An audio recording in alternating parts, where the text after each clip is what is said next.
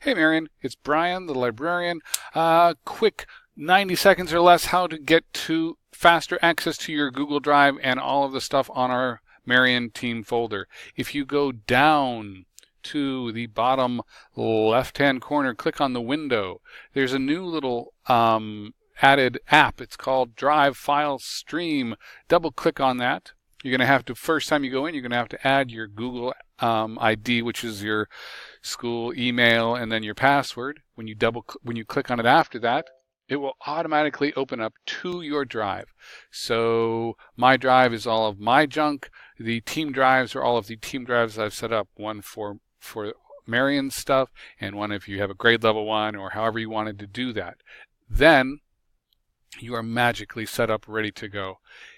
Once you do that, all you have to do, if you want regular access to it, is drag that file up to your desktop.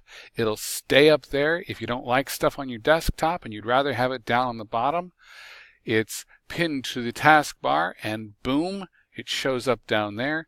And then every time you finish a document, you want something in your Marion file, you can just drag it right up there and it will magically show up. You just tell it where you want it. I want it in my drive, and then it's done.